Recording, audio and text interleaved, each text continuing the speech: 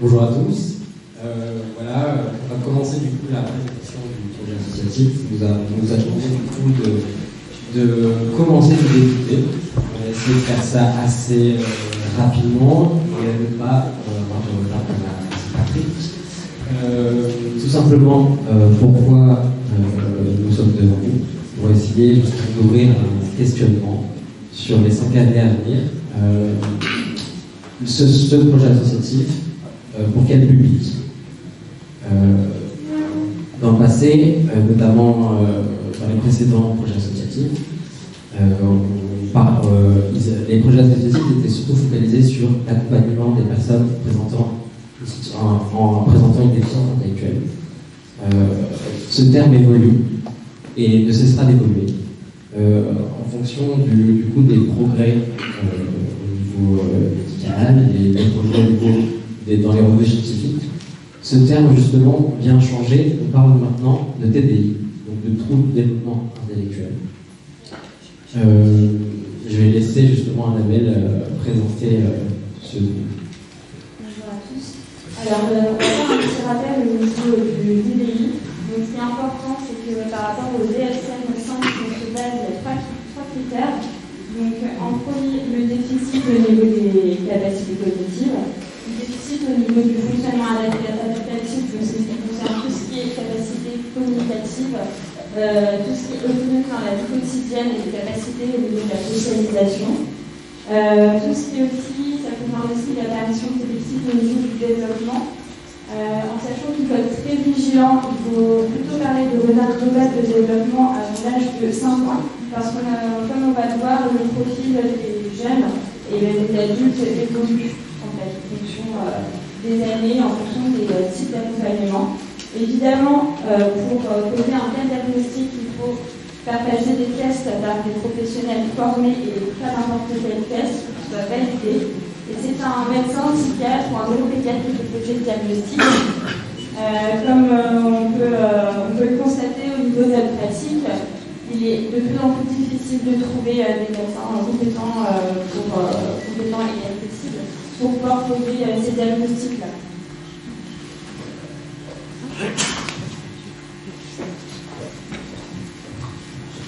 Il y a juste une particularité dans ce trouble du développement intellectuel, c'est qu'effectivement ça doit être réalisé via des tests. Il y a des chiffres qui sont précis et qui doivent être utilisés pour pouvoir poser le diagnostic. Et il y a tout de même en fait une partie, c'est pas comme passer un scanner où on peut savoir si on est dans le champ de trouble du développement intellectuel ou pas. Il y a une frange en fait au niveau des chiffres qui sont interprétés avec beaucoup de précaution. Et on parle dans ces cas-là des profils liminaires. On insiste dessus parce qu'effectivement les profils liminaires sont majoritairement maintenant présents dans certains secteurs au niveau associatif. Le trouble du développement intellectuel fait partie d'un groupe beaucoup plus large qu'on appelle les TND, les troubles du neurodéveloppement. Ce qui est important de retenir, c'est qu'au niveau de la prévalence, en France, il y a 10% de la population qui présente un trouble du neurodéveloppement. Concernant le trouble du développement intellectuel, on retrouve entre 1 à 2% de la population qui est touchée.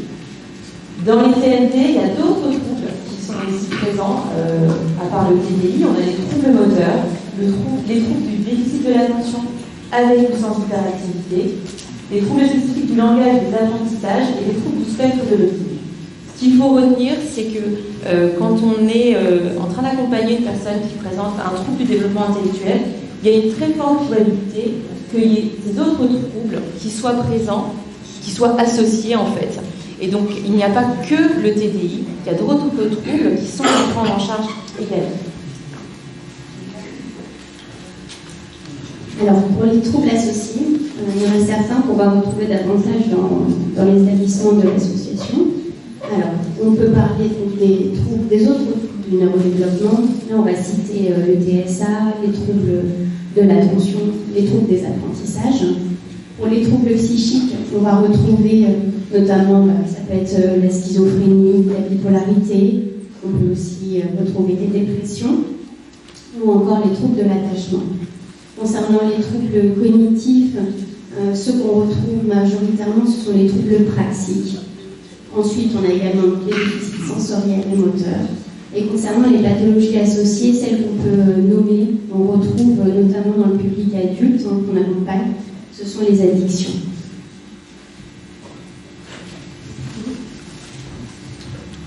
Du coup, on a défini ce que c'était le trouble du développement intellectuel. On veut bien se centrer sur ce trouble ne caractérise pas la personne. C'est très important de se dire qu'une personne est caractérisée à la fois par son histoire, ses envies, ses besoins, ses désirs, ses passions, avec vraiment une réalité, une personnalité qui leur est propre. Donc d'un côté la personne et de l'autre son environnement, qui est très important, donc à la fois son lieu de vie, que ce soit au domicile parental ou dans un établissement adapté, son entourage avec sa famille, ses amis, une équipe dédiée, ou encore sa culture, dans quel pays ça peut changer également.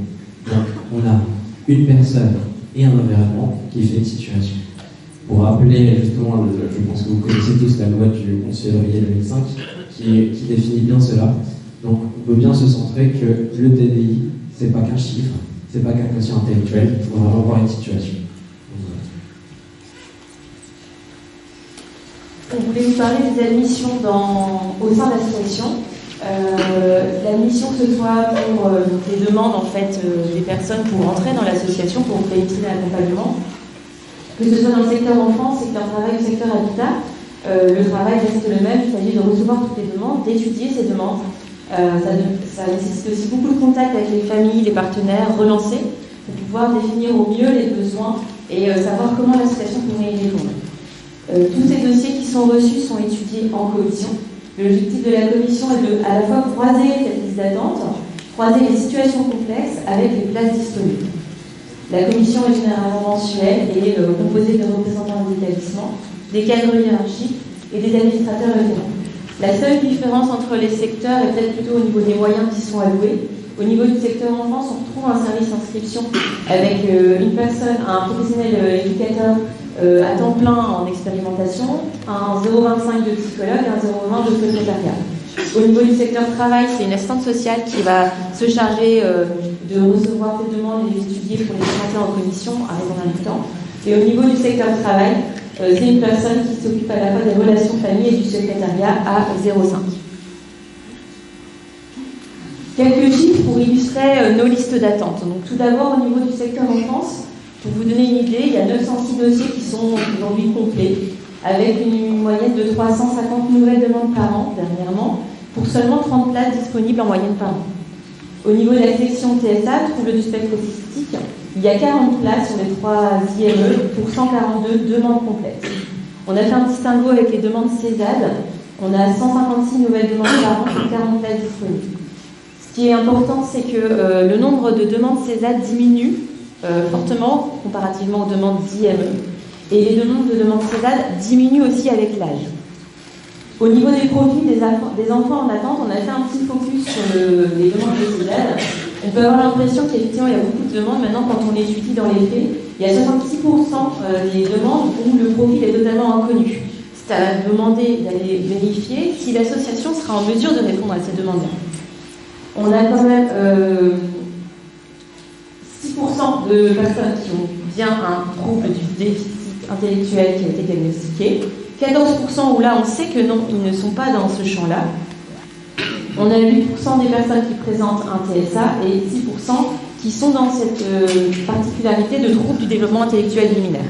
Et donc, il va là demander à réflexion, savoir est-ce qu'on peut répondre, comment on peut répondre, est-ce qu'on peut bien répondre à ces demandes-là.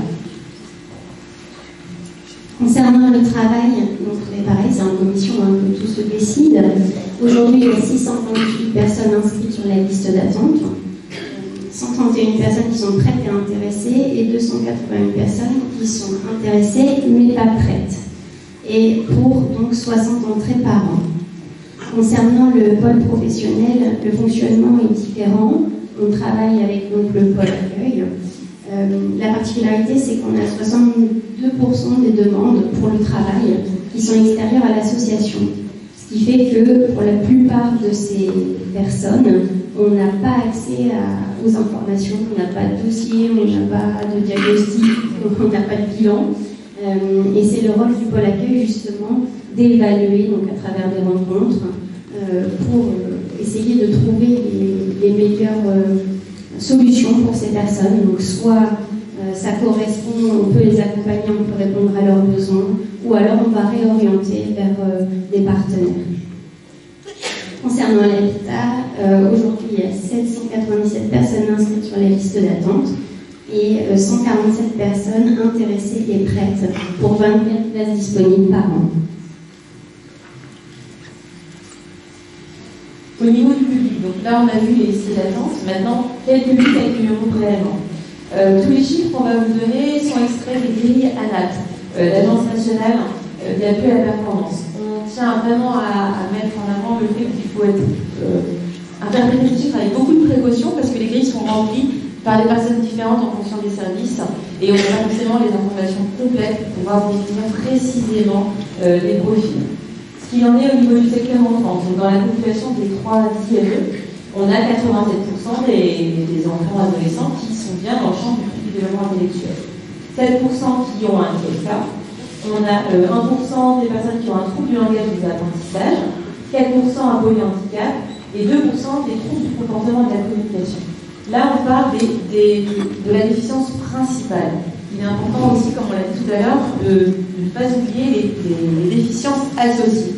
À ce titre, il faut soulever qu'il y a 2 tiers des enfants adolescents accueillis qui présentent un trouble spécifique du langage et des apprentissages associés à ce trouble du développement intellectuel.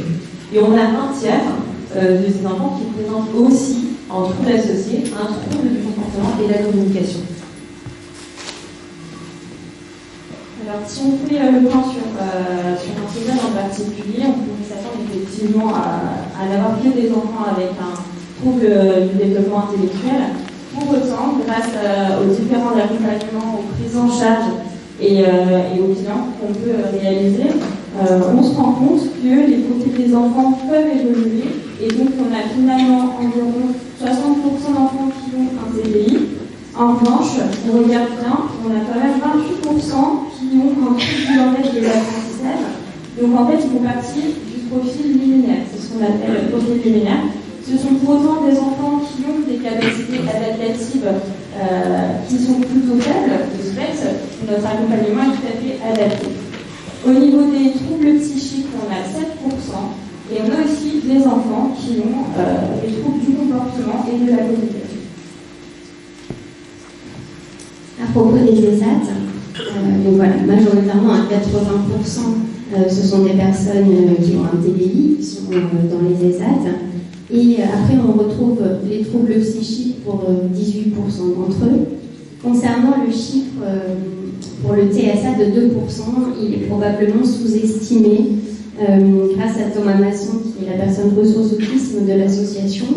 Il estime qu'il y aurait 2 fois plus de personnes présentant un TSA que ce chiffre qu'on a là aujourd'hui. Pour le pôle professionnel des papillons en service, on retrouve donc 50% des personnes qui ont un TDI. Et ensuite, un quart des personnes présentent un profil liminaire. On va davantage les retrouver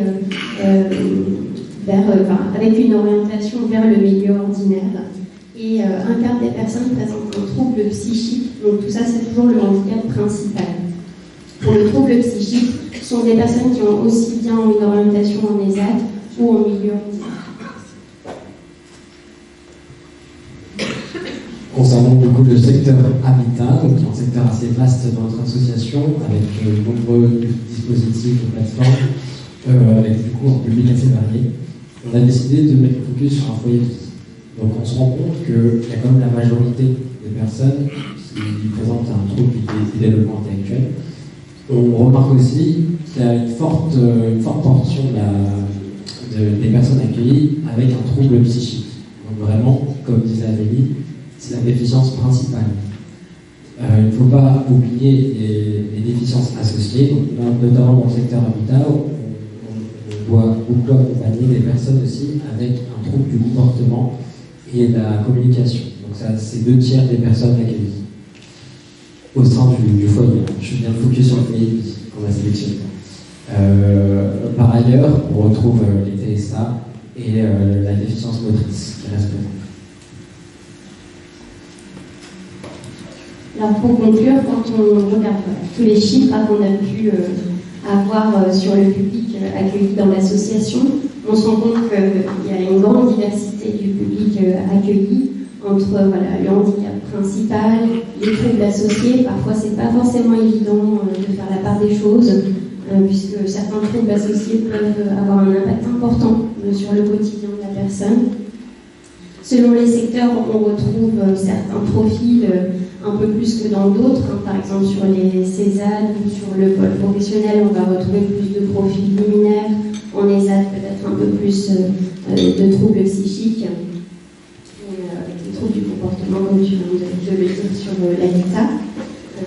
Ce qui est important également, c'est vraiment, ce sont des profils hétérogènes et qui ne sont pas figés. C'est-à-dire qu'il y a énormément de facteurs qui viennent jouer et qui ont un impact sur la personne, que ce soit l'évolution de son trouble, ses besoins. Ça peut vraiment varier selon les périodes de vie.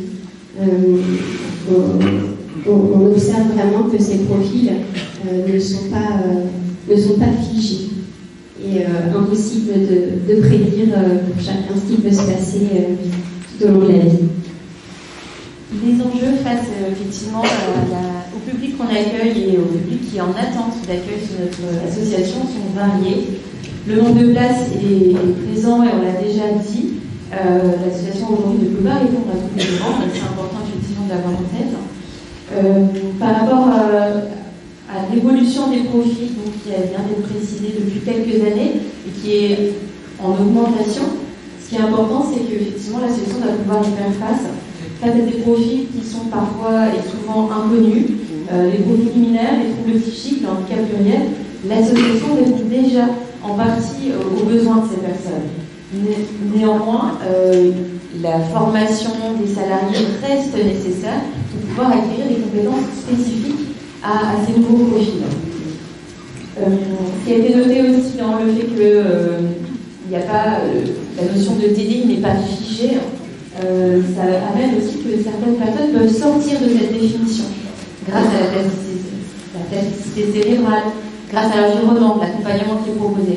Et donc, à ce moment-là, c'est des personnes qui ont toujours un besoin d'accompagnement.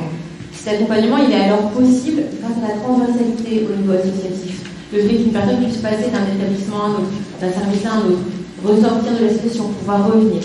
Et ça amène cette fluidité de parcours pour la personne accueillie. Enfin, on répond toujours aux directives politiques et législatives en termes d'inclusion, d'autodétermination.